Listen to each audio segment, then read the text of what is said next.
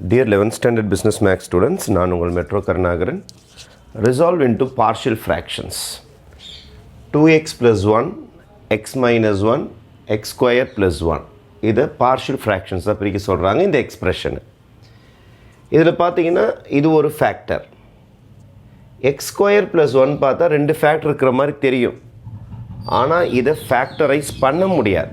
இதை ரெண்டு பீஸாக உடைக்க முடியாது. அதனால் நம்ம என்ன பண்ண போகிறோம் அப்படின்னு பார்த்தீங்கன்னா இதில் a by x minus 1 அப்படின்னு ஒரு ஃப்ராக்ஷன் உடைஞ்சிரும். பார்ஷியல் ஃப்ராக்ஷனாக சின்ன சின்ன ஃப்ராக்ஷனாக இதை உடைக்கணும். ஆனால் இது ரெண்டு ஃபேக்டராக உடைஞ்சா ரெண்டு ஃப்ராக்ஷனாக பிரிச்சுக்கலாம். ஆனால் இது உடையாது இது. அதனால் இதை ஒன்றா தான் எழுதி ஆகணும். ஆனால் மேலே என்ன செய்யணும்னா இங்கே டிகிரி 2 இருக்கிறதுனால, அதாவது ப்ராக்கெட்டுக்குள்ளார 2 இருக்கிறதுனால மேலே அதோட டிகிரி 1 கம்மியாக எழுதணும். அப்போ என்ன எழுதணும்னா bx + c. இது குவாட்ராட்டிக், இது லீனியராக எழுதணும். இதுதான் பார்ஷியல் ஃப்ராக்ஷனோட ஃபார்மேட். எப்போனா இதை உங்களால் லீனியர் ஃபேக்டர்ஸாக உடைக்க முடியல, எக்ஸ் பார்ட்டிஸாக உடைக்க முடியல அப்படின்ற சமயத்தில் அப்படியே எழுதிட்டு மேலே லீனியர் டேர்ம்ஸ் எழுதணும். அப்போ எக்ஸ் ஸ்கொயர் இருக்கும் போது எக்ஸ் வச்சு ஒரு டேர்ம், ஆனால் ரெண்டு கான்ஸ்டன்ட்ஸ் வரும், b1 c1 வரும். அப்போ பியும் சி கண்டுபிடிக்க தான் நம்மளுடைய ஒர்க் இந்த சம்மை பொறுத்த வரைக்கும். ஃபைன். இப்போ அதுக்கு அடுத்தது நம்ம எல்சிஎம் எடுத்துடலாம்.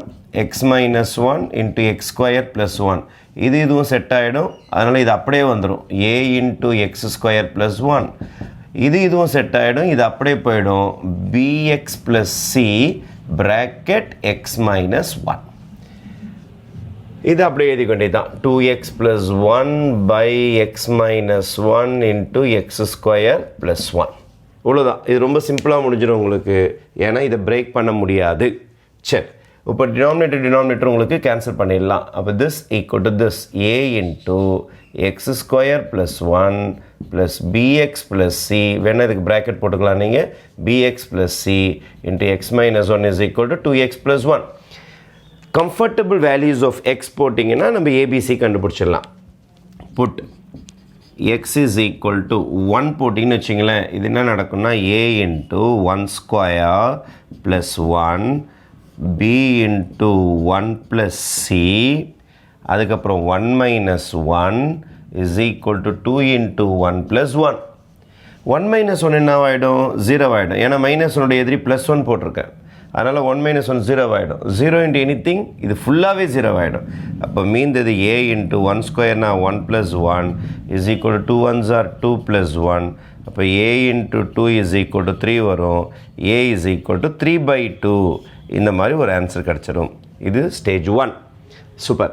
அதுக்கு அடுத்தது புட்டு X is equal to comfortable values போடணும்.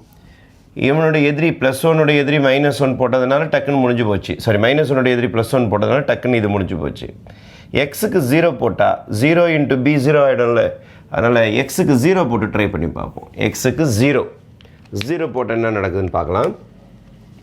a into 0 square plus 1 plus b into 0 plus c.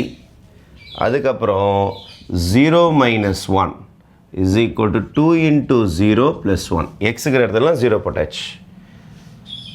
ஏவோட ஆன்சர் நம்ம முன்னாடியே கண்டுபிடிச்சிட்டோம், அதை யூஸ் பண்ணிக்கலாம். 3/2. 0 ஸ்கொயர் 0 தான், விட்டுருங்க, வெறும் 1 மட்டும் போட்டுக்கலாம். b இன்ட்டு 0 தீர்ந்து போச்சு, அதை விட்டுருங்க, வெறும் c தான் இருக்கும். c into 0 minus 1 minus 1. 2 into 0 ஆகிடும், வெறும் 1 மட்டும் வரும். இதை மட்டிலே பண்ணுங்கள். 3/2 plus into minus c equal to 1. இப்போ minus c equal to 1 plus 3/2 அந்த பக்கம் போச்சுன்னா மைனஸ் 3/2 ஆகிடும். இப்போ minus c equal to cross மட்டிலே பண்ணால் 2 1s are 2 மைனஸ் 3/2 வரும். இப்போ minus c is equal to 2ல் 3 போச்சுன்னா 1 எவன் பெரியவனும் அவன் சிம்பிள் /2. இது கேன்சல் ஆச்சுன்னா c இஸ் ஈக்குவல் டு 1/2. அப்போ சியோட ஆன்சர் ரெடி ஆயிடுச்சு. அதுக்கப்புறமேட்டு equating coefficients of X square. X ஸ்கொயரோட கோஎஃபிஷியண்ட்டை ஈக்குவேட் பண்ணுவோம். அது எப்படி சார்? இங்கே பாருங்களேன், இது a இன்ட்டு எக்ஸ் ஸ்கொயர், அவ்வளோதான் எக்ஸ் ஸ்கொயர் பார்ட்டி இங்கே வரும்.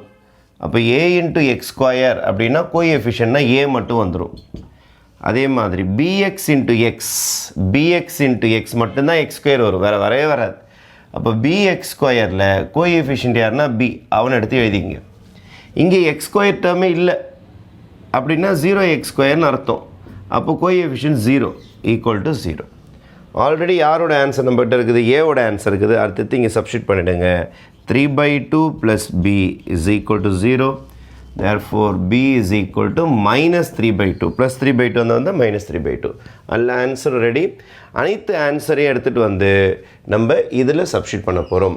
அப்போ அனைத்து ஆன்சரை இங்கே கொண்டு வர 2x + 1/x - 1 into x square + 1 is equal to ஏவோடைய விடை இதோருக்கு பாருங்கள், ஆன்சர் 3/2. 3/2 டினாமினேட்டரில் அப்படியே போட்டுக்கலாம். டினாமினேட்டரில் யார் இருக்கிறா, x - 1. ஒரு பார்ட்டி முடிஞ்சு போச்சு. அதுக்கப்புறம் ப்ளஸ் bx + c. யார் b, பியோட ஆன்சர் அதற்கு பாருங்கள், -3/2 into x ப்ளஸ் c. சியோட ஆன்சர் எங்கே இருக்குது பாருங்கள், 1/2 whole divided by X square plus 1. இதை ஃபைனலாக சிம்பிளிஃபை பண்ணி போட்டிங்கன்னா 3/2 into x - 1 அப்படியே தான் இருக்கும். இஃப் யூ டேக் LCM 2 தான் வரும். இதுக்கு மேலே -3x + 1 வந்துடும் பை எக்ஸ் ஸ்கொயர் ப்ளஸ் 1 வந்துடும். இந்த 2 இதுக்கிட்ட கொடுத்துடலாம். இப்போ உங்களோட ஃபைனல் ஆன்சர் 3/2 x - 1. 2 டினாமினேட்டருக்கு வந்துடும். அப்போ எக்ஸ் ஸ்கொயர் ப்ளஸ் 1 -3x + 1 போட்டாலும் ஒன்றலாம், 1 + 1 ஃபஸ்ட்டு போட்டு அப்புறம் கூட -3x போட்டுக்கலாம். அப்போ இதான் உங்களுக்கு ஃபைனல் ஆன்சர். பார்ஷியல் ஃப்ராக்ஷன் இந்த மாதிரி பிரிஞ்சு போச்சு. இப்போ இது ஃபேக்டரைஸ் பண்ண முடியலன்னா ஒரே டேர்மாக போட்டு அதோடைய லீனியர் எக்ஸ்ப்ரெஷன் மேலே எழுதணும். நீங்கள் லீனியர் டேர்ம்னா எக்ஸ் ஸ்கொயரோட லீனியர் டேர்ம் எக்ஸாக வந்துடும். ஆனால் 2 கான்ஸ்டன்ட் bx + c போட்டுக்கணும். தேங்க்யூ.